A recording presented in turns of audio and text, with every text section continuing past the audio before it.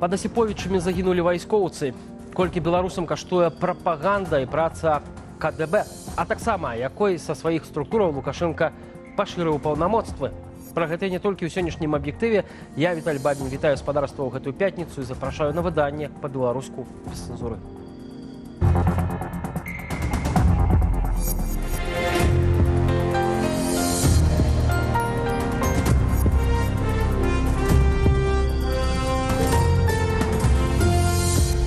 Кітай увёў эканамічныя абмежаванні супраць 14 еўрапейскіх кампаніяў у адказ на 21 пакет санкцыяў, якія Брюссель прыняў супраць Масквы і Менску.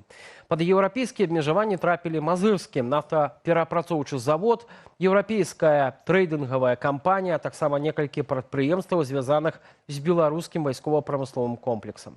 Падрабязнасці ў матэрыяле нашага карэспандэнта Алеся Сіліча. Расійскі банкаўскі і энергетычны сектары, ценявы танкерны флот, крыптасервісы і дзесяткі прадпрыемстваў вайскова-прамысловага комплексу. Еўразвяз прыняў новы санкцыйны пакет супраць Расіі, які закране і Беларусь. Вельмі ўражвае тое, што мы прынялі 21 пакет санкцыяў супраць Расіі. І варта нагадаць, пры аднагалоснай падтрымцы ўсіх дзяржаў-чальцоў. Гэта сведчыць пра рашучасць еўразвязу працягваць ужываць гэтыя санкцыі і аслабляць пазіцыі Расіі ў яе вайне супраць Украіны. Апроч таго, новы пакет санкцыяў мае абмежаваць нафтавыя даходы Расіі. У Брюсселі разлічваюць, што ён не дазволіць Крамлю атрымаць выгаду ад магчымага росту сусветных цэнаў на нафту. Рашэнне, якое мы прынялі ўчора і якое падтрымалі дзяржавы-чальцы, прадугледжвае замарожванне цэнавай столі на расійскую нафту на ўзроўні $44 за барэль тэрмінам на 1 год. Такім чынам, незалежна ад таго, наколькі вырасце цана, гэты ўзровень застанецца нязменным. Гэта азначае, што Расія не зможа атрымаць звышпрыбыткі, якія ў іншым выпадку атрымала б ва ўмовах росту ўсесветных цэнаў на нафту, выкліканага найперш падзеямі на Блізкім Усходзе. Пад новае абмежаванне трапіў Мазырскі нафтаперапрацоўчы завод. У еўразвязе лічаць яго адной з ключавых крыніц экспартных даходаў беларускага рэжыму. Найперш за кошт перапрацоўкі расійскай нафты і продажу нафтапрадуктаў, у тым ліку на расійскі рынак. Пасля таго, як украінскія беспілотнікі пашкодзілі шэраг расійскіх нафтаперапрацоўчых заводаў, такія пастаўкі набылі для Масквы яшчэ большае значэнне. Санкцыі таксама ўведзены супраць так званай еўрапейскай трэйдынгавай кампаніі, якая займаецца продажам беларускіх нафтапрадуктаў на расійскім рынку. Асобны блок санкцыяў закранае беларускі вайскова-прамысловы комплекс. У санкцыйны спіс уключаная кампанія «Чып і дып», рагачоўскі завод «Дыя-праектар», канструкцыйскае бюро «Дысплей» і завод карпусных вырабаў, прадпрыемствы, якія вырабляюць або пастаўляюць прадукцыю, што можа выкарыстоўвацца ў вайсковай сферы. Акрамя гэтага, еўразвяз пашырыў экспартныя абмежаванні на матэрыялы і тэхналогіі падвойнага прызначэння, абсталявання для беспілотнікаў, а таксама ўвёў новыя абмежаванні на імпарт шэрагу беларускіх тавараў. Такім чынам, Брюссель не толькі пашырыў санкцыі супраць беларускіх прадпрыемстваў, але яшчэ больш сінхранізаваў санкцыі супраць Беларусі з аналагічнымі санкцыямі супраць Расіі, каб перакрыць магчымасці абыходзіць абмежаванні праз беларускія кампаніі і тэрыторыю краіны. Алексей Белсат, Брюссель. А пакуль Брюссель пашырае санкцыйныя спісы, Вашынгтон аслабляе ціск на Менск. Амерыканскае ўправа кантролю за замежнымі фінансавымі актывамі выключыла з санкцыйнага спісу кампанію «Белкапстыль», зарэгістраваную ў Майамі. 50% ёй належыць беларускай металургічнай кампаніі. Працэс гандлю тым ці іншымі саступкамі працягваецца паміж Злучанымі Штатамі і рэжымам Лукашэнкі. І тое, што у Лукашэнкі не атрымалася нейкая вялікая здзелка ўсё на ўсё, гэта ўвогуле немагчыма праз структуру амерыканскіх абмежаванняў на беларускі рэжым, і патрэбны вельмі шмат маленечкіх крокаў, зняццё санкцый з вельмі такіх дробязных частак беларускага бізнесу, каб такім чынам крок за крокам ажыццявіць тыя мэты, якія намецілі сябе амерыканскае чынавенства.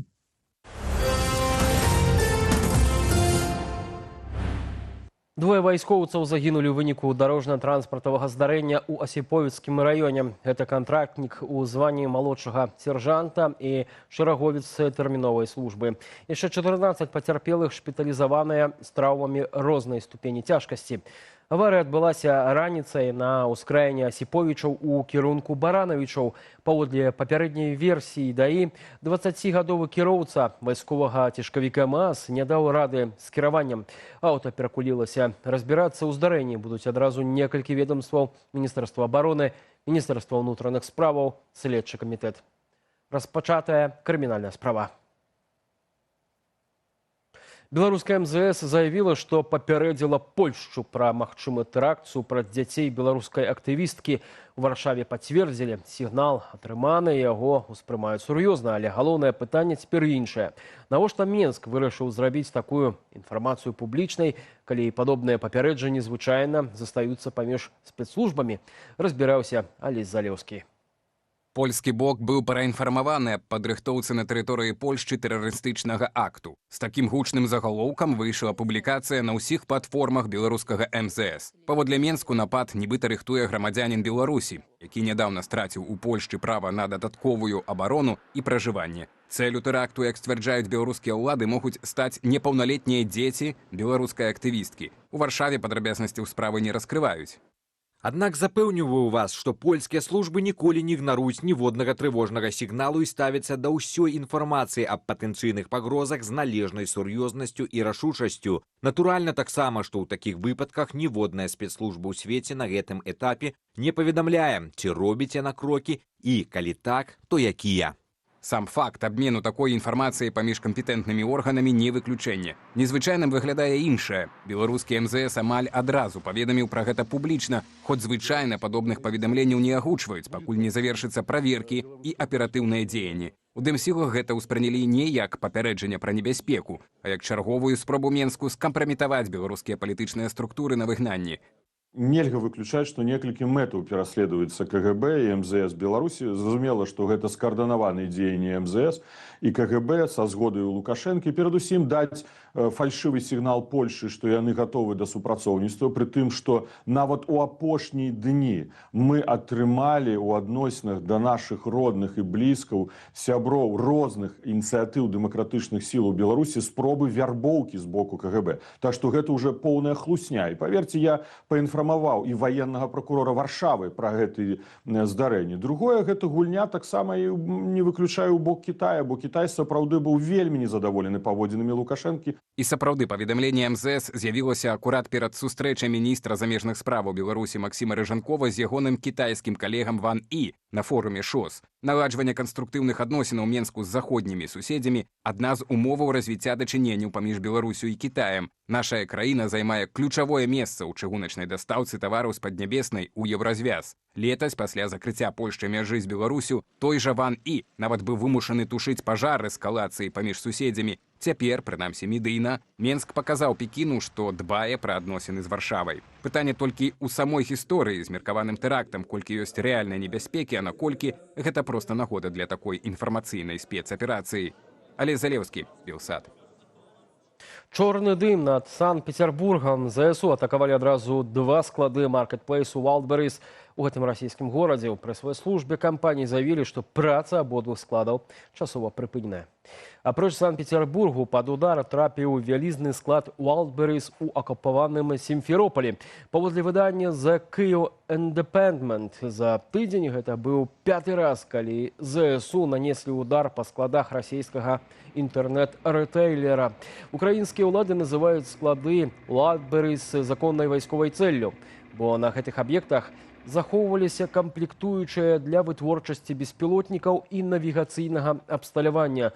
Пад атаку трапіў таксама кіраўскі завод «Авіатэк», на якім вырабляюць зенітныя кіраваныя ракеты. У сваю чаргу Расія нанесла удар па палігону ў Кіеўскай вобласці, дзе праходзіла выстава зброі. Загінулі сама меней 10 асобаў. Анонс выставы раней быў размешчаны ў адкрытым доступе.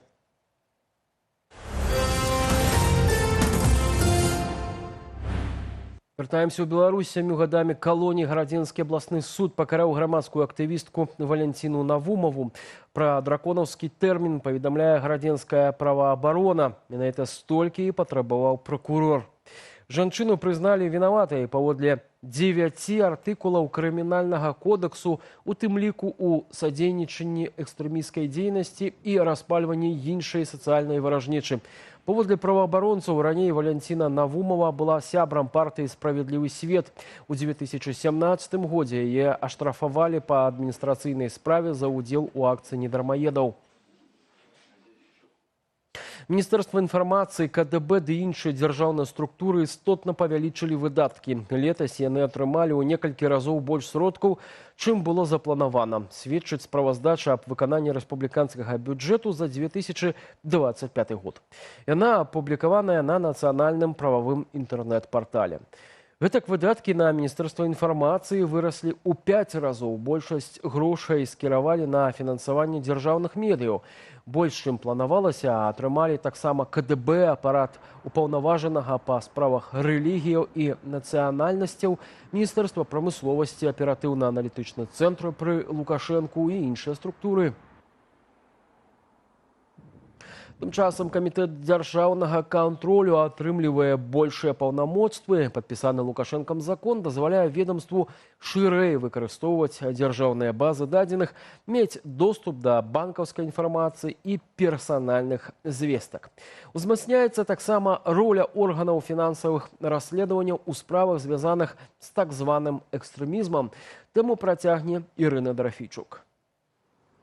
Усё больш паўнамоцтваў. Паводле новага закону камітэт дзяржкантролю зможа не толькі праводзіць правяранне, але і прыпыняць дзейнасць арганізацыяў, забараняць рэгістрацыю юрыдычных асобаў, а таксама блакаваць электронныя гаманцы без судовага рашэння. Закон замацаваў незалежнасць КДК ад іншых дзяржаўных органаў і палітычных сілаў. Асобная ж увага ў дакуменце аддаецца органам фінансавых расследаванняў. Органы фінансавых расследаванняў належаць да ваенізаваных арганізацыяў, служаць састаўною часткаю сістэмы гарантавання нацыянальнай бяспекі Рэспублікі Беларусь і ўваходзяць у склад сілаў гарантавання нацыянальнай бяспекі Рэспублікі Беларусь. Гэта пашырае магчымасці працаўнікоў органаў, сярод іншага ў справах аб нібыта фінансаванні тэрарызму і экстрэмісцкай дзейнасці. Яны таксама атрымаюць шырэйшы доступ да дзяржаўных рэестраў, информационных ресурсов, банковских звесток. Слушайте, и когда нерадивых селян отправляют в армию, то есть на полном серьезе, но чего нам удивляться тогда, что комитет госконтроля может там по своему усмотрению как бы прекращать какую-то финансовую деятельность компании или отслеживать всю эту деятельность. Ну, по-моему, это вполне вписывается в желание Лукашенко просто превратить Беларусь в какую-то Северную Корею. Падпісаны закон не адзіная змена ў пераразмеркаванні паўнамоцтваў. Лукашенко змяняе таксама сістэму працы Камітэту дзяржаўнай бяспекі. Мы немножко Комитет госбезопасности переформатируем в плане усиления госсекретариата. Палітычны аглядальнік Юрый Дракахруст у нашым эфіры выказаў меркаванне, што гэтая рэпліка Лукашэнкі адлюстроўвае канкурэнцыю паміж кіраўніком КДБ Іванам Церцелем і дзяржсакратаром Савету бяспекі Александром Вальфовічам. Мы бачым, як Тэртель удзельнічае фактычна ў розных дыпламатычных перамовах і з суседзямі, там, і з Польшай, з Літвой, з Украінай, і з Трампам, і з амерыканцамі. За столом часам сядзіць менавіта Тэртель, а не Рыжанкоў, напрыклад. Вот. Ну, магчыма, Вальфовічу это не вельмі падабаецца, што як бы надта ўжо стал моцны Тэртель. Это просто, возможно, такая попытка более серьезного контроля КГБ. Но я не думаю, что Лукашенко не доверяет КГБ, либо он как-то сомневается в их действиях. Поэтому здесь нужно подождать, посмотреть, что это в конечном итоге будет, потому что очень много из того, что говорит Лукашенко, как бывает и не сбывается. Што да новага закону пра дзейнасць камітэту дзяржкантролю, большасць яго палажэнняў набудзе моц праз паўгода пасля апублікавання. Гэткі ж тэрмін мае КДК, каб дапасаваць да яго іншыя заканадаўчыя акты. Ірына Дарафейчук, Белсат. І да навінаў спорту беларускія футбольныя клубы працягваюць барацьбу ў лізе канферэнцыяў. Услед за менскім «Дынама» свае першыя матчы другога кваліфікацыйнага раунду правялі МЛ «Віцебск» і барысаўскі «Батэ». МЛ «Віцебск» зрабіў сур'ёзную заяўку на выхад у наступны этап. У намінальна хатняй сустрэчы у Вугоршчыне каманда перамагла чарнагорскую «Сут'еску» 3-0. Лік адкрыў Валерый Гарамыка. Яшчэ да перапынку перавагу павялічыў Кірыл Гоманаў. У другім тайме ўсяго толькі праз 26 секунд пасля выхаду на замену Басеку ДАБТ поставіў пераможную кропку. Гэта першая вікторыя віцеблянаў у Еўракубках. Барысаўскі «Батэ» у азербайджанскім Сумгаіце згуляў унічыю са швейцарскім «Сьёнам» 1-1. На 16-й хвіліне Владзіслаў Варакса вывеў беларусаў наперад, але яшчэ да перапынку швейцарцы аднавілі раўнавагу. Еўракубкавую кампанію беларускія каманды працягнуць праз тыдзень, калі адбудуцца матчы ў адказ.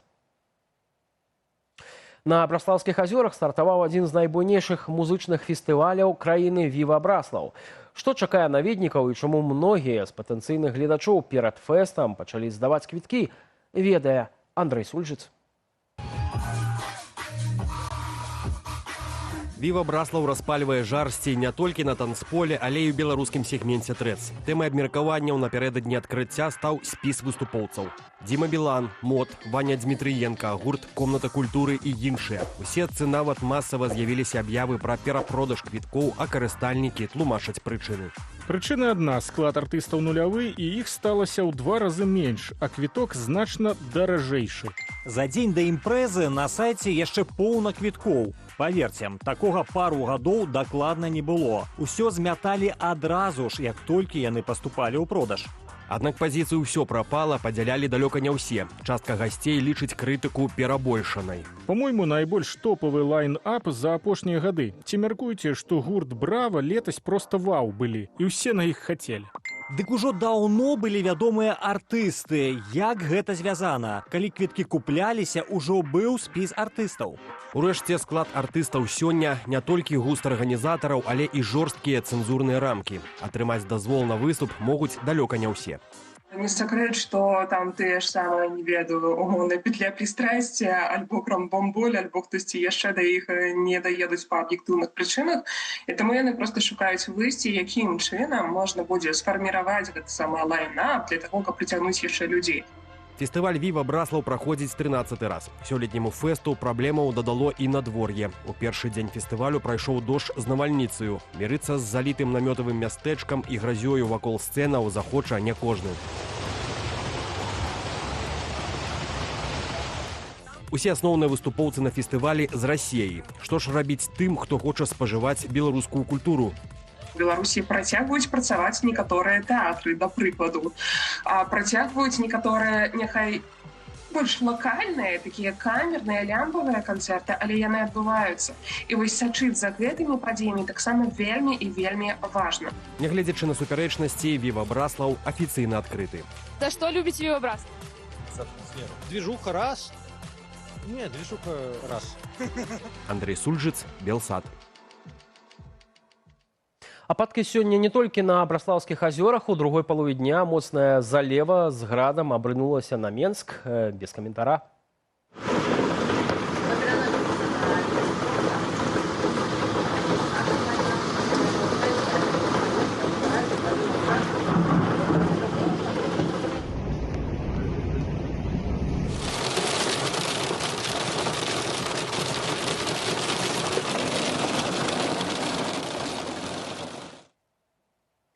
Гэта ўся інфармацыя ў аб'ектыве, але літаральна праз імгненне стартуе наш інфармацыйна-публіцыстычны вечаровы блок «Студыя Белсад». Перадаю слова майму калегу, рэдактару і вядоўцу праграмы Вітаўту Сіўчыку. Новая санкцыя Еўразвязу, атакі на склады Wildberries, Кубракоў крытыкуе беларуску і апраўдвае кіроўцу таксоўкі, які ўдарыў яе па твары. Маўляў, у кіроўцы не вытрымалі нервы, бо пабачыў тэлефон. Палата прадстаўнікоў выпадкова апублікавала закрыты дакумент пра падзеж быдла. Гарачыя навіны, разбаўленыя аналітыкай з адмыслоўцамі ў студыі «Белсад». Запрашаю. З'явіцца таксама Віталь Цыганкоў са сваёй рубрыкай, а пакуль прымаеце ўдзел у нашым ананімным галасаванні, пачынаем.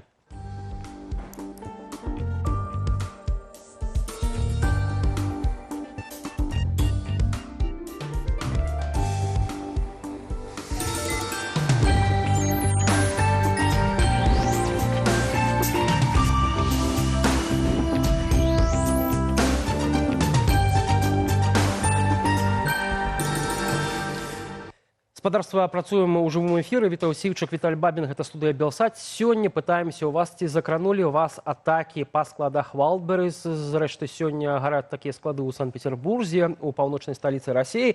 Так, не, альбо вы ввогуле не карыстаецеся гэтым маркетплейсам, і гэты варыянт адказу займае найбольшая колькасць адказаў у нашым ананімным онлайн-апытанні. Тым не менш, 11% тых, хто ўжо прагаласаваў, сцвярджаюць, што все ж такі гэтыя атакі нейкім чынам іх закранули. А да гэтай тэмы мы яшчэ вернемся сёння з экспертам, а пакуль распачнем ад навіны пра тое, што Рада Еўрапейскага звязу зацвердзіла 21 пакет санкцыяў. Пад эканамічны ўдар трапілі больш за 200 фізічных і юрыдычных асобаў, сярод іх і стратэгічныя прадпрыемствы Беларусі. Гэтым разам Брюссель узяўся за беларускую нафтаперапрацоўку і папулярныя шчыліны для абыходу мінулых забаронаў. Пад блакавальныя санкцыі еўразвязу трапіў мазырскі нафтаперапрацоўчы завод. Ягоны паўночны прамысловы брат Наваполацкі нафтан ужо быў у чорных спісах, а цяпер званочак галоўнай дыпламаткі еўразвязу Каі Калас гучыць жалобным набатам для ўсёй беларускай бензінавай індустрыі. Санкцыі ўведзеныя і супраць расійскай дачкі беларускай нафтавай кампаніі еўрапейскай трэйдынгавай кампаніі. Менавіта праз яе Менск спрабаваў рэалізоўваць свае нафтапрадукты. Наўпрост забараніць продаж Брюссель не можа, але ён цалкам перакрывае фінансавыя і тэхнічныя інструменты, без якіх гэты гандаль становіцца вельмі цяжкім. Забарона на працу еўрапейскіх банкаў і філіялаў, замарозка фінансавых сервісаў і сістэмы SWIFT, перакрыццё лагістыкі, страхавання і ценявога флоту. На гэтым Брюссель не спыніцца. Ірландыя падчас свайго старшынявання ў Радзе Еўрапейскага звязу абяцае хуткі працяг санкцыйнага ціску. Я заўсёды выразна заяўляў, што мы не можам цярпець змены межаў сілай. Мы будзем працаваць над узмацненнем ціску на Расею з мэтай спынення яе агрэсіўнай вайны. У тым ліку праз далейшыя рашучыя і мэтавыя санкцыі. Акрамя нафтавай сферы пад санкцыі трапіў шэраг беларускіх прадпрыемстваў, пра дзейнасць якіх на карысць расійскага ваенна-прамысловага комплексу расказваў у сваіх расследаваннях Белпол. Цяпер прадпрыемствы Дыапраектар, Дысплей, завод корпусных вырабаў ды іншыя не могуць набываць у еўразвязе тавары падвойнага прызначэння. Таксама прыкрываюцца лічбавыя шчыліны. Еўразвяз пашырыў санкцыі на крыптасферу. Сярод 14 забароненых платформаў беларускі рэзідэнт ПВТ. Каб Менск не стаў хабам для адмывання брудных грошай вайны, еўрапейскім кампаніям забаронена працаваць практычна з усімі відамі крыптапаслугаў для беларускіх фізічных і юрыдычных асобаў. А ў нашай студыі з'явіўся Вадзім Мажэйка, кіраўнік Інстытуту даследавання бяспекі імя Касцюшкі. Вадзім, вітаю, добрый вечар. Прывітанне. Добрый вечар. Ну, чуем мы 21 пакет санкцыяў. Прызнацца, ёсць такія нейкія іранічныя каментары, не ведаю, пакет з пакетамі, што шмат гэтых увесь час апдэйтаў выходзіць. Ці ёсць сэнс у гэтых абмежаваннях? Ці яны сапраўды дапамагаюць спыніць вайну? Безумоўна, сэнс ёсць, бо, мне здаецца, было б дзіўна, калі тое прадпрыемства, якое, дзякуючы працы хлапцоў з Белпола, выкрылі, што яно працуе на вайну, было б дзіўна, каб гэтае прадпрыемства магло прост закупляць камплектуючыя дзесь там у Польшы, у Германіі, гэтых камплектуючых нешта збіраць, тое, дзякуючы чаму Расія забівае людзей ва ўкраіне. Таму натуральна, што такіх трэба знаходзіць, рабіць расследаванні, пасля ўносіць у санкцыйныя пакеты. І з аднаго боку, так, канешне, было б наіўна лічыць, што, ведаеце, там, санкцыі гэта проста як, не ведаю, некая звыш-бомба, проста разам усіх заб'е, ўсё спыніць. Не. Але гэта як любая вайна, там, украінскія ўдары таксама разам не забіваюць усё расійскае войска, але ж гэта не нагода супыняць такія ўдары. Тое самае з санкцыямі. Так, гэта інструмент эканамічнай барацьбы, трэба дзейнічаць паслядоўна. І таму так важна, у тым ліку, праца і расследавальнікаў, журналістаў, якія знаходзяць такія розныя зачэпкі, знаходзяць прадпрыемствы, якія дапамагаюць расійскай ваеннай машыне, і пасля так і выносяць у санкцыйныя пакеты. Разам з тым, у адказ на гэтыя санкцыі Кітай увёў санкцыі супраць 14 еўрапейскіх кампаніяў. Гэта такі сяброўскі крок, ці ён сапраўды можа нейкім чынам уплываць на прыняцце наступных пакетаў? Ну, сапраўды адносіны Кітая і еўразвяза асобная вялікая тэма, і там ёсць шмат узаемазалежнасцяў, залежнасць еўрапейскай эканомікі ад кітайскіх пастаўшчыкоў, але таксама і залежнасць Кітая ад еўрапейскага рынку збыту. Як тут як не эканаміст, не адмыслоўца па Кітаі, мне складана сказаць, на якім этапе зараз там знаходзяцца стасункі, але, безумоўна, кітайская дыпламатыя дзейнічае абачліва і, думаю, канешне, не ў інтарэсах там, не ведаю, правоў чалавека ва ўсім свеце, але дакладна і не ў інтарэсах проста Лукашэнкі.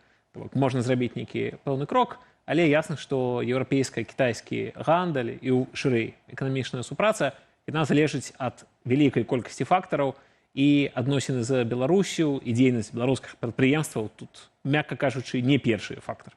Наконт беларускіх прадпрыемстваў у санкцыйны спіс трапіў мазырскі нафтаперапрацоўчы завод. Раней пад абмежаванне развязу трапіў яго бліжнюк у Наваполацку. У чым тут логіка? Чаму адзін завод унеслі раней у спіс, а другі пакінулі па-за санкцыямі, цяпер яго закрываюць для яго рынак у Еўропе? Ну, я б сказал, ведаеце, мазырскаму НПЗ пашчасціла, што ён трапіў пад санкцыі, а не пад удар украінскіх беспілотнікаў. Зыходзячы з таго, дзе ён знаходзіцца і што сёння адбываецца з расійскімі НПЗ, а потым іх прадукцыю замяшчаюць НПЗ беларускія, то, мякка кажучы, яшчэ не так усё блага тут для мазырскага НПЗ склалася. Добра, што ён цэлы, потым у дэмакратычнай Беларусі яшчэ спатрэбіцца беларускаму народу. Санкцыі вводзяцца паступова, паслядоўна, і тут заўжды баланс паміж тым, каб санкцыянаваць, ведаеце, усё адразу, бо злачынцы ж трэба пакараць. І з іншага боку тым, каб пакідаць сябе нешта на наступны крок, бо гэта, ў прынцыпе, тактыка ціску, калі ты адразу першым жа крокам націснуў на апаненты, проста выкалаў усе аргументы на стол адразу, ну, досыць складана будзе потым зрабіць наступны крок, калі ты ўжо ўсе магчымасці выкарыстаў. Таму так, гэта частка дыпламатыі ціску і частка таго, як санкцыі могуць уводзіцца паступова, могуць уводзіцца так на розныя прадпрыемствы, на розныя банкі. І мне здаецца, да таго часу, пакуль ёсць што санкцыянаваць, яго прыкладне так заўжды будзе што санкцыянаваць. Такая санкцыі павінны таксама змяняць паводзіны гэтага самага рэжыму. Мы пакуль не бачым, каб яны змяняліся. Добрае пытанне, што змяняе паводзіны рэжыму. Бо, безумоўна, санкцыі так накладаюцца за розныя, у тым ліку за удзел у вайне. Безумоўна, ёсць шырэйшы палітычны кантэкст. І гэта такая вялікая палітычная дыскусія, што тут з чым звязана. Калі так, напрыклад, уводзяцца санкцыі, так там калі палічыць за апошнія 12 месяцаў, фактычна 500 палітвязняў у розных хвалях было вызвалена. Ці гэта звязана з тым ціскам, які ёсць, з тым, як санкцыі, напрыклад, амерыканскія так часткова адмяняліся з таго ж беларускага калія. І таксама ёсць яшчэ момант з тым, як уплывае, калі ты ведаеш, што на табе могуць націснуць, але яшчэ на щось не націснулі, напрыклад. Не ўвялі яшчэ мацнейшыя санкцыі. Ты думаеш, калі я буду сабе вось так-то паводзіць, за якія паводзіны, што мне прыляціць. Гэта заўжды такі складаны непросты працэс. І, безумоўна, з чым можна пагадзіцца, што ніякія санкцыі не змяняюць проста адразу прыроду рэжыма. Разам з тым, так, санкцыі ствараюць праблемы, санкцыі перашкаджаюць развіццю, санкцыі перашкаджаюць таму, каб зарабляць наноў болей грошай і працаваць эфектыўна. Санкцыі прымушаюць падсанкцыйныя прадпрыемствы фактычна губляць свае нейкія кіраўнічыя капасіціс і займацца не нармальнай эканамічнай дзейнасцю, а шукаць нейкія схемы абыходу, варыянты, вось гэта ўсё. Таму я зноў-такі таксама параўняў, як казалі на пачатку выпуска, з украінскімі ударамі па Wildberries. Ці гэта зруйнавала расійскую эканоміку? Натуральна, не. Ці калі будуць знішчаны ўсе склады Wildberries? Ці спыніцца вайна? Таксама не. Ці гэта аслабляе стратэгічна расійскую эканоміку, падаткі, якія потым ідуць на вайну, патэнцыял развіцця расійскай эканомікі? Так, аслабляе. Таму, мне здаецца, трэба ўспрымаць гэта як не вось такую аднадзённую аперацыю, што павялі нейкія чароўныя санкцыі, змяніліся паводзіны рэжыма. Ці змяніўся рэжым? Не змяніўся. Ці мае гэта стратэгічны сэнс, а не проста даваць рэжыму, ведаеце, падаруначкі і кветачкі за тое, што ён робіць. Так, канешне, варта. Улічваючы у тым ліку, што нібыта захад мусіць дзейнічаць адначасова у гэтай санкцыйнай палітыцы, мы бачым, што еўрапейскі звяз уводзіць санкцыі, а Злучаныя Штаты іх адмяняе. Да прыкладу, стала вядома, што ўправа кантролю замежных актываў Мінфіну США зняла санкцыі з дачкі БМЗ. Ось як гэта стасуецца з агульнай заходняй, еўрапейскай і амерыканскай санкцыйнай палітыкі супраць Менскую Масквы? Па-першае, можна адзначыць, што розніца ў еўрапейскім і амерыканскім падыходах за апошні, скажем так, год, мякка кажучы, тычыцца далёка не толькі Беларусі, а шмат такіх пытанняў ва ўсім свеце. Гэта проста адлюстроўвае рэчаіснасць. Вось такія розныя палітычныя падыходы, дзякуючы дэмакратычным выбарам, розныя курсы абіраюць, гэта нармальна. Па-другое, мне здаецца, падчас увогуле такога ціску гульня ў добрага і дрэннага паліцэйскага, гэта самыя две класічныя ролі. Нехто ўводзіць санкцыі, нехта адмяняе, з нейкім можаш паразмаўляць, а нехта табе больш цісне. Уласна, наконт аспекту санкцыяў у нас ёсць яшчэ адзін момант, заўважыў эксперт, пра тое, што ў гэтым санкцыйным пакеце ёсць аперацыі крыптавалютамі, якія здзяйсняюцца з беларускімі суб'ектамі. Давайте паслухаем Андрэй Махоўскі вашай увазе. Беларускі Нацбанк ужо колькі месяцаў з мінулага года насамрэч вельмі носіцца з гэтай ідэяй стварэння крыптабанкаў у Беларусі. Яны, канешне, кажуць, што гэта для таго, каб, значыцца, не было ніякіх там гэтых схемаў, каб людзей не падманвалі і гэтак далей. Да? Але нават яны самі прагаворваліся, што гэта нам дапаможа спрасціць разлікі ва ўмовах, калі ёсць санкцыі супраць там беларускіх банкаў. Некалькі дзён таму быў прыняты, ужо уступіў у дзеянне лукашэнкаўскі указ о крыптабанках. То бок яны ўсё падрыхтавалі, і тут хоба, і так прэвентыўна ім уводзяць, гэта ўсё забараняюць. Вадзім, мы таксама яшчэ не бачылі гэтыя клубы дыму над Санкт-Петербургам. На твою думку, уплываюць гэтыя украінскія атакі на расійскую інфраструктуру, на рэжым у Беларусі, на прыняцце рашэнняў уладамі ў Менску? У пэўнай ступені, безумоўна, уплываюць, бо, ведаеце, мы бачым, як апошнія месяцы, асабліва ў кантэксце і пасля сустрэчы Святланы Ціхановскай з Владзімірам Зеленскім, як так увогуле мяняецца пазіцыя Кіева, як яна больш жорсткая, большы ціск на Менск. І, натуральна, калі ты хочаш займаць жорсткую пазіцыю, каб яна была пераканаўчай, як сёння пераканаўчая пазіцыя Кіева, ты маеш быць моцным, і ты мусіш прадэманстраваць, што ты гатовы гэтую моц выкарыстоўваць. І таму, канешне, калі б Кіеў баяўся біць па тэрыторыі Расіі і пры гэтым даваў такія празрыстыя намёкі пра мазырскі НПЗ, це была б адна сітуацыя. А, ведаеце, іншая сітуацыя, калі сапраўды мы ўжо дзень за днём бачым гэтыя клубы дыма, ці то над складамі Вайлдберріс, ці то над нейкімі расійскімі прадпрыемствамі, над расійскімі танкерамі ценевого флота. Праблемы з тым, каб паліва ў Крым прывозіць, з'яўляюцца ўвесь час. То гэта ўсё пераконвае, што так, старыя чырвоныя межы для Ўкраіны не працуюць, яна паводзіць сабе моцна, жорстка. І так, адпаведна, гэта можа ўплываць і на рашэнне Менска. Але наконт рашэння ў Менску, чаму тады Лукашенка зноў не мяняе сваіх паводзінаў, не карыстаецца, не ведаю, магчымасцю нейкага пацяплення з захадам, не ведаю, каб выпусціць палітвязняў, каб зменшыць гэтыя рэпрэсіі. Ён лічыць, што Расія моцная, што яна яго абароніць, не гледзячы на тое, што адбываецца? Ведаеце, я апошнім часам гляджу на паводзіны Лукашэнкі і прыходжу да такой простай высновы, што Лукашенко просто прыгібаецца пад любы моцны ціск на яго. Любога, каго ён сур'ёзна успрымае і баіцца, ён просто робіць тое, што яго хочуць. І калі на яго цісне Расія, ён робіць, што хоча Расія. Калі цісне Ўкраіна, ён робіць, што хоча Ўкраіна. Калі прыязджаюць з Вашынгтона і ціснуць адтуль, ён робіць, што хочуць яны. І з аднаго боку, так, гэта ўсе дзеянні, хто чаго хоча. Яны часам не вельмі так лагічна стасуюцца адзін з адным, мовляў, зробім Украіне, што хоча яна, а пры гэтым паралельна будзем ўсё прадаваць Расіі, што хоча Расія. І гэта можа гучаць так алагічна. Але калі сыходзіць з таго, што проста Лукашенка, выбачаецца, так, слабак, ён моцны толькі людзей неўзброеных біць.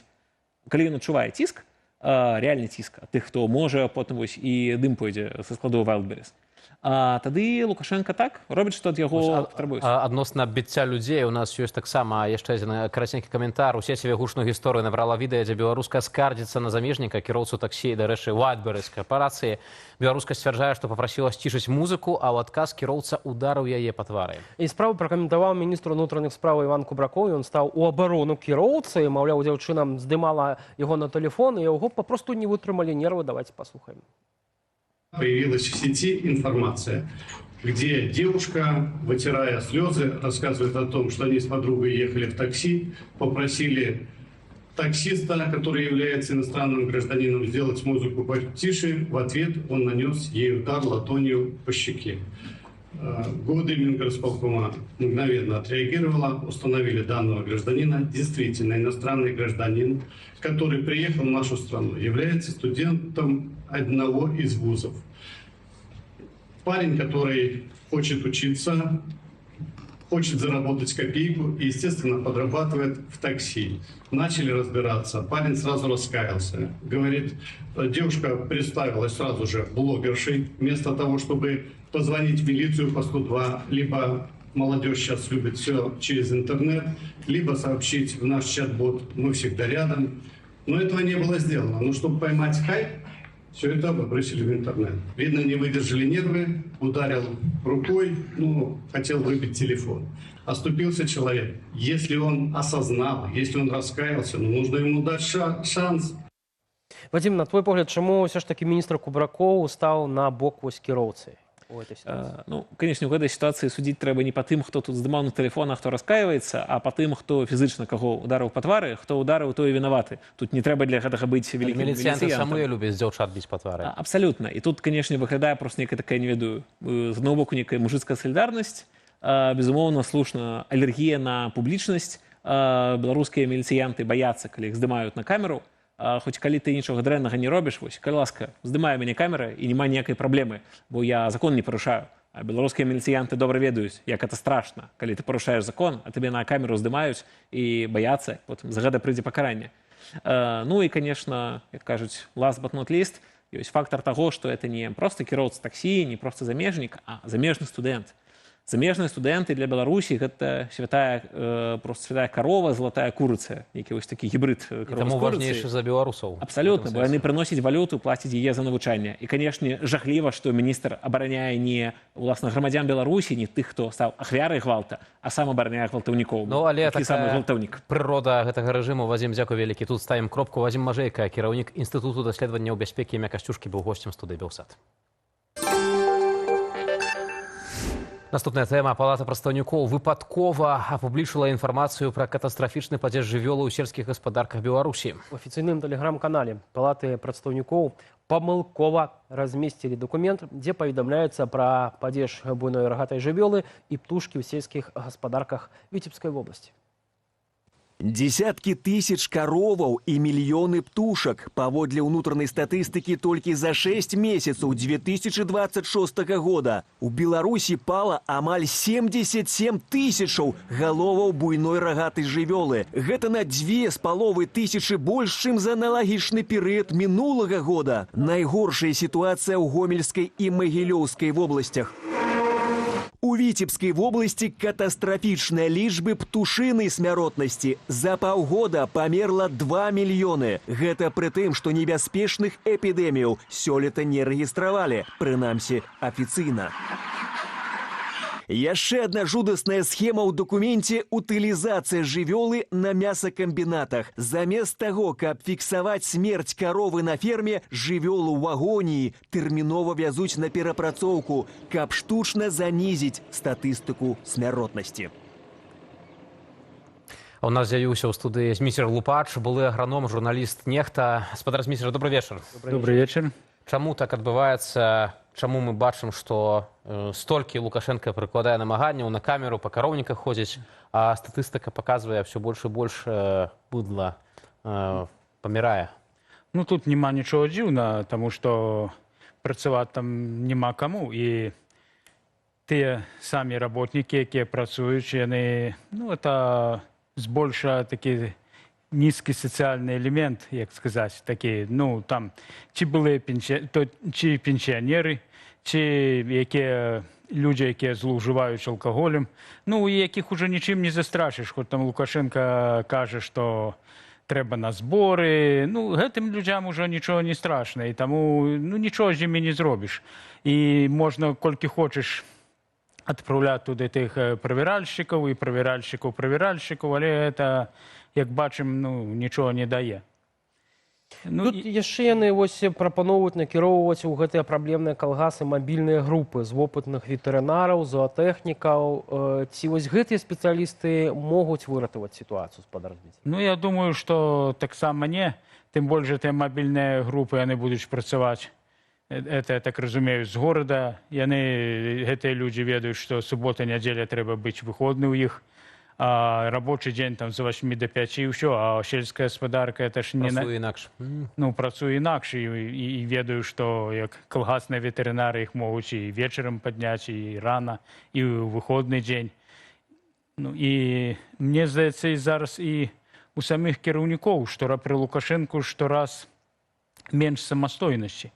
Яны ўсе аглядаюцца на вертыкаль, ну, раённая на вобласць на Лукашэнку, і вось гэтыя 32 гады кіравання да гэта прывялі, бо я глядзеў неяк па в'етнамскую сельскую гаспадарку, кітайскую, там усё ж яна развіта таму, што ну, партыя кіруе там палітычнымі справамі, але у гаспадарчая не лезе на такім узроўні, як Лукашенко. Ну так, тут цікава, што чалавек, які сам сябе называе прэзідэнтам краіны, асабіста інспектуе нейкія кароўнікі, і ўсё роўна нічого не атрымоўваецца. У гэтым парадокс, што столькі часу і столькі крыкаў з надрывам усе гэтыя нарады яго праходзяць, урад заангажаваны, цяпер ужо войска хоча заангажаваць, а выніку няма.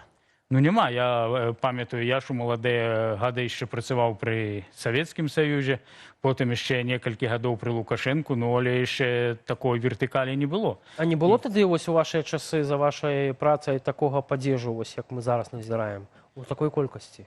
Такого падзежу не было.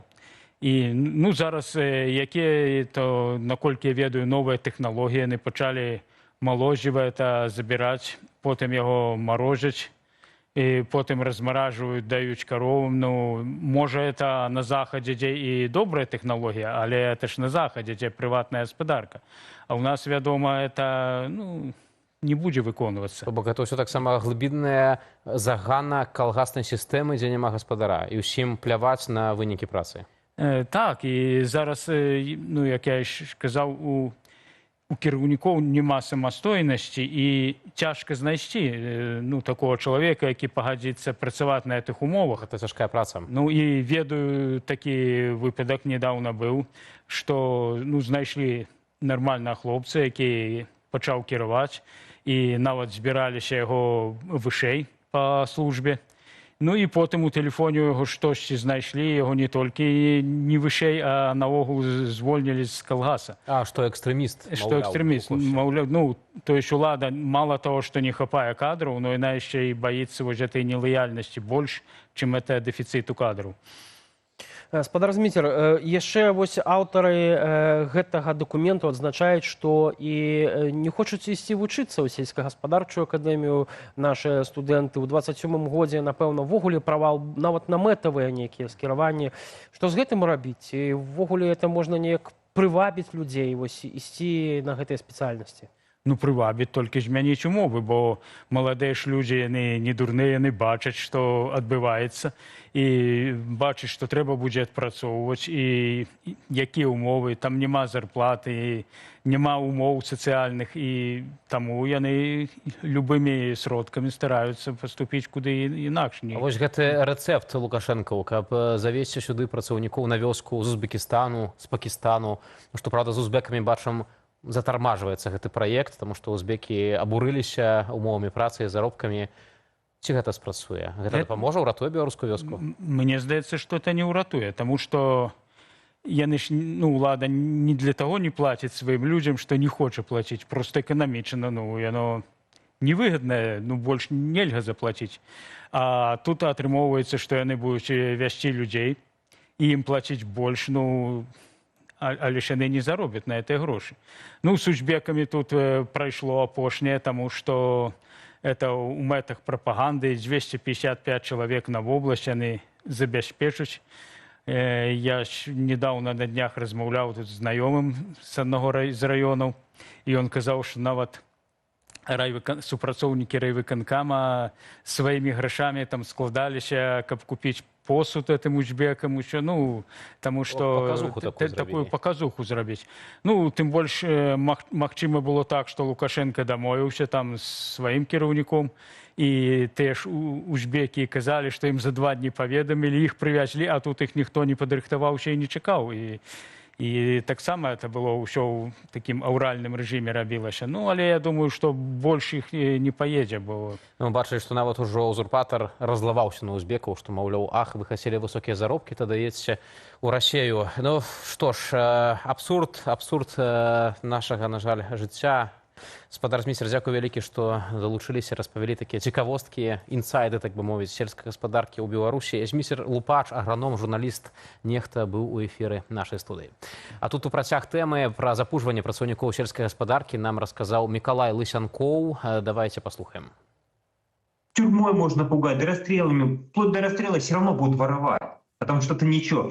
А вдруг никто не узнает, а вдруг никто не увидит. Люди не заинтересованы в том, чтобы производить продукцию, чтобы приносить прибыль, чтобы зарабатывать деньги. Люди просто отбывают свое время, отбыли в колхозе, зарплату получили и разошлись. Это ничего. И так было вот в течение последних 100 лет это длится, и так и будет и дальше идти, пока не будет хозяина на земле. Та же качана, она не едет фермеру помогать. Вот у нас есть крестьянское фермерское хозяйство Сула Столбца. Никто ж не помогает им. Не надо, и там не воруют. Там фермер сам у себя воровать не будет. Там люди заинтересованы, чтобы получить побольше урожай, чтобы заработать побольше и прибыли получить. Спадарства, сёння пятніца, гэта значыць, што ў нашым эфіры свежая рубрика «Цыганкоў высноў». І яе вядоўца Віталь Цыганкоў ужо з намі. Калі ласка, Віталя, перадаем табе слова. Дзякуй, калегі. Што ж, у гэтым выпуску я паспрабую патлумачыць, навошта, з якіх прычынаў менскі рэжым ўсё больш настойліва запрашае Беларусь працоўных мігрантаў з розных краінаў. Чаму гэта даўно ўжо не выпадковасць, а свядомая стратэгія і чым яна выкліканая. Але на пачатку паспрабуйце ўгадаць, колькі замежных мігрантаў прыехала Беларусь за апошні час. Ну, напрыклад, за мінулы год і 3 месяцы гэтага. Пакуль вы гадаеце, то не забудзьцеся паставіць лайк гэтаму відэо ці напісаць у каментарыях, што вы асабіста думаеце пра стратэгію Лукашэнкі запрашаць мігрантаў. Натуральна, калі вы ў бяспецы. Ну што, вось вам адказ. У мінулым годзе ў Беларусь прыехалі працаваць 48 тысяч іншаземцаў і асобаў без грамадзянства. У першым квартале гэтага года 16 тысяч. Гэта афіцыйная статыстыка, пра гэта паведаміла намесніца начальніка ўправлення дэпартаменту грамадзянства і міграцыі Міністэрства ўнутраных справаў Наталья Кульбіцкая. Мы тут все гэтыя дні зацята абмяркоўваем гучную гісторыю пра некалькі сотняў узбекскіх грамадзян, а тым часам за апошнія 15 месяцаў у Беларусь ціхай сапай прыехалі 65 тысячаў. З 23-го года ў краіне на заканадаўчым узроўні існуе спрошчаны парадак прыцягнення замежнай працоўнай сілы. Наймальніку не трэба атрымліваць дазвол на працаўладкаванне іншаземца з пераліку дэфіцытных прафесіяў на рынку працы, які штогод зацвярджае Міністэрства працы і сацыяльнай абароны. Дэфіцытных гэта значыць тых, якія доўгі час не займаюцца грамадзянамі Беларусі. Як вынік, цяпер у Беларусі ва ўсіх сферах эканомікі занята больш за 35 тысячаў прыезджых за межы. І амаль 80% карыстаюцца спрошчаным парадкам працаўладкавання. На першым месцы з вялікім адрывам прадстаўнікі Туркменістану. Далей Узбекістан, Таджикістан, Індыя, Непал. Менавіта гэтыя далёкія краіны цяпер даюць асноўны прырост працоўнай міграцыі. Дарэчы, пакістанцы, як мы ведаем, нягледзячы на все заявы Лукашэнкі, пакуль Беларусь не прыехалі. Поўны правал гэтай ідэі, якая прагучала яшчэ год таму. І вось калі Лукашенка некалькі тыдняў таму пачаў запрашаць узбекаў, то, напэўна, у многіх беларусаў явна з'явілася такая рэакцыя. Что? Опять? Но цяпер давайте задумаемся, навошта ён ужо не першы раз гэтак настойліва кліча мігрантаў у Беларусь. Ва ўсіх краінах сэнс прыцягнення мігрантаў наступным прыблізна. Гэта танная працоўная сіла, яны працуюць за малы заробак там, дзе мясцовыя не хочуць. Аднак тыя $700, якія далі узбекам, плюс пражыванне і харчаванне, гэта агулам ніяк не менш за $1000. Гэта нашмат болей, чым мае сярэднестатыстычны беларус. $700 з пражываннем і кармленнем – гэта недасягальная мара для многіх беларусаў на вёсцы, справядліва пішуць людзі ў каментарах. Сапраўды, гэта медыянны заробак у Беларусі, то бок палова беларусаў атрымлівае больш, палова менш гэтых самых $700. Але ў рэгіёнах і пагатоў на вёсцы гэта ўвогуле даволі рэдкая сума. Дарэчы, напішыце ў каментарах, зарабляеце $800 ці не, і наколькі гэта сёння рэальная лічба в Беларусі. Дзякуй. І Лукашенко адразу адчуў, што народ абураны такімі прапановамі узбекам і пачал апраўдавацца.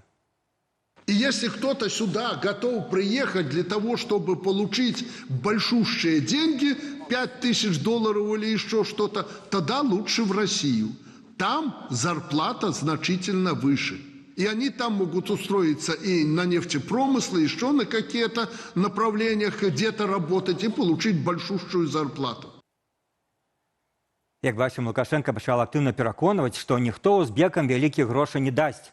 А сілавікі тым часам пачалі пагражаць рэпрэсіямі тым беларусам, якія актыўна і з'едліва абмяркоўвалі ў соцсетках, чаму простым узбекскім рабочым даюць грошы, якія большасць беларусаў правінцыі не бачаць.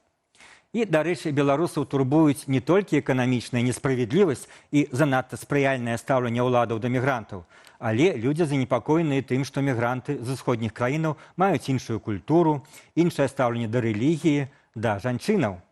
Недавно всіх уразила гісторыя, калі таксіст-мігрант пабіў сваю пасажырку ў Менску і, як мы ведаем, міністр внутренних справаў Кубракоў пачал абараняць менавіта таксіста.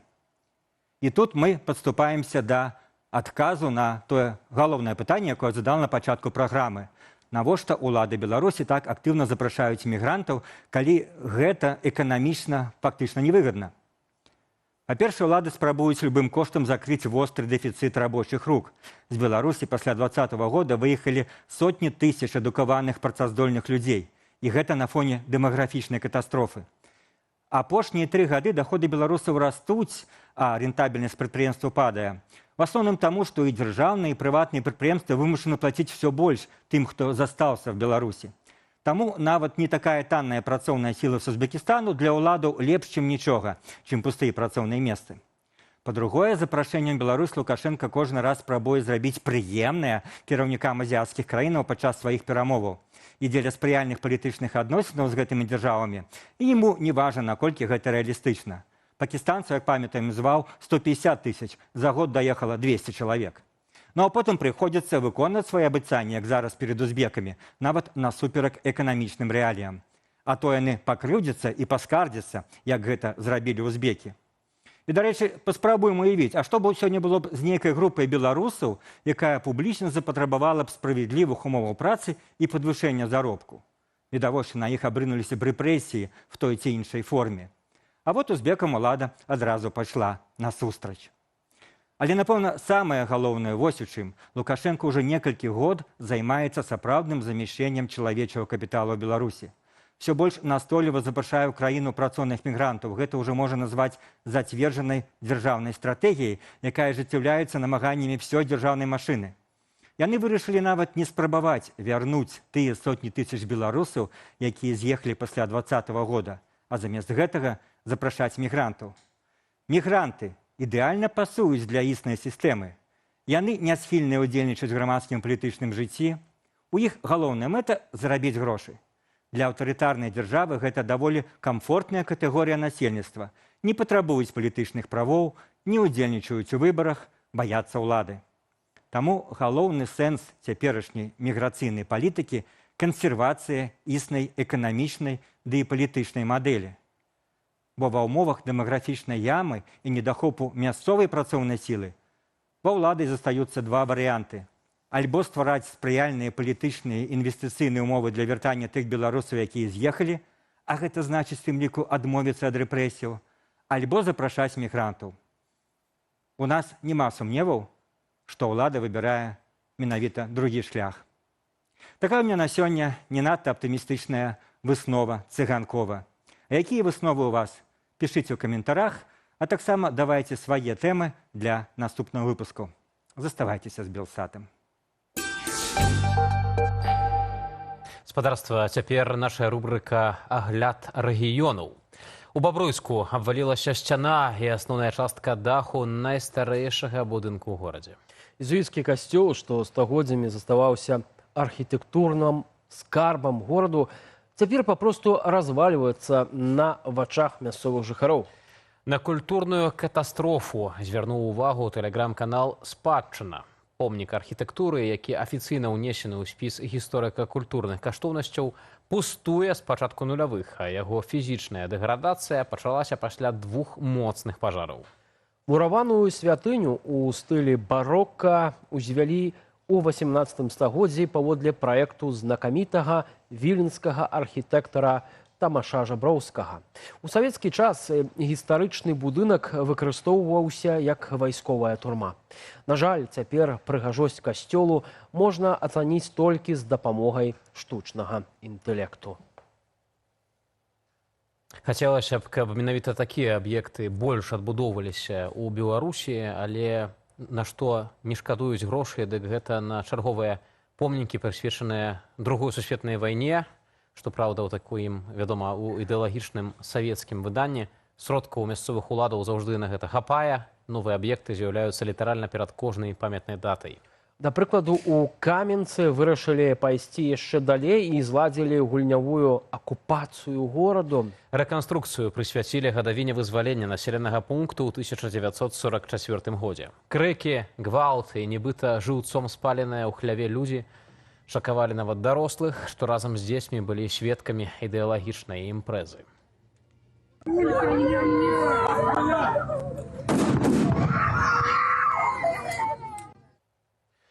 Ну, сапраўды, гэта такое відовішча не для кожнага, і калі так дзетак малых цягаюць на такія мерапрыемствы, то, напэўна, так не павінна быць. Тым часам, пакуль жыхары іншых рэгіёнаў Беларусі скардзяцца на гісторыка-культурныя праблемы, то жыхары Фаніпаля наракаюць на камунальныя і рызыкуюць у іх літаральным сэнсе патануць. Фекаліі ды іншыя каналізацыйныя адкіды папросту не ведаюць, куды падзець. Раней праблему хутка вырашалі прыватныя асенізатары, але мясцовыя ўлады забаранілі недзяржаўным кампаніям зліваць адпампаваную септыкаў вадкасць у гарадскую ачышчальную сістэму, а самыя цяпер не могуць арганізаваць своечасовае абслугоўванне. Сегодня обратились в водоканал. Заявку у нас на откачку не приняли, ссылаясь на то, что очень большая очередь. По телевизору тут рассказывают, что заботятся о народе. На вопрос, что нам делать, куда обращаться, к какому начальству, диспетчер сказала: обращайтесь куда хотите. Можа, варта звярнуцца да спадарыні Наталі Качанавай. Зрэшты, адмыслоўца і так, калісьці, ведаем, у Новаполацку яна выконвала ролю начальнікам акурат вадаканалу працавала. Дарэчы, потым паводле расследавання Байпол у 2020 годзе быў такі эпізод, што ў снежні 2020 года жыхароў мікрараёну Баравая, там, дзе людзі шмат пратэставалі, вывешвалі нацыянальную сімволіку, практычна замарозілі. У мароз пакінулі без ацяплення, без каналізацыі, і з прыслухоўванняў вынікала, што, імаверна, Наталя Качанова, вось такая нібыта жанчынка, якая так от баіцца Лукашэнку, ківае галавой. Свой метод рэпрэсіяў, свой метод запалохвання і свая помста, такая помста ўладаў. Зрэшты, спадарня Качанова пазней акурат такі і агучыла думку, што тых, хто скардзіцца на рознага кшталту камунальныя праблемы, у тым ліку ў сацыяльных сетках, у тык-току, варта прыцягваць да адказнасці. То бок караць не тых, хто нешта занядбаў, а караць тых, хто ўслых гаворыць пра праблемы. Конечно, бо ўлада заўсёды мае рацыю. Гэта ж людзі неправільна ўспрымаюць інфармацыю, неправільна яе інтэрпрэтуюць, так, і жывуць. Як то кажаце, каму вы верыце, дзяржаўнаму тэлебачанню ці ўласным вачам? Спадарства, мы на пачатку нашай студыі задавалі вам пытанне, ці закранулі вас атакі на Вайлдберрис, маюцца на ўвазе ўкраінскія атакі на склады ў Расіі, і было 3 варыянты адказу. Ну што ж, пакуль перамог варыянт не карыстаюся, ажно 49% нашых апытаных так мяркуе, 43% кажуць, што іх не закранулі ўдары, а 8% сярод нашых гледачоў мяркуюць і зазначаюць, што гэтыя ўдары мелі нейкі ўплыў. Таксама на іх мы ведаем, што Вайлдберрис таксама дастаткова папулярная сетка ў Беларусі, і нават апошнім часам улады стваралі для яе нейкі такі прыярытэт нават у параўнанні з беларускімі кампаніямі. Спадарства, напярэдадні учора дышоў вечнасць кінарэжысёр Юрый Хашчавацкі. Белсат змяніў сетку вяшчання, і ўжо праз некалькі хвілінаў у нашым эфіры дакументальная стужка «Звычайныя выбары» пра падзеі 2010 года, пратэсты дзесяткаў тысяч беларусаў і тое, дзе апынулася наша краіна. Студыя Белсат на сёння ж завяршае сваю працу. Сёння з вамі былі Віталь Бабін і Вітаў Сіўчык. Добрага вечара, да наступных эфіраў. Пакуль.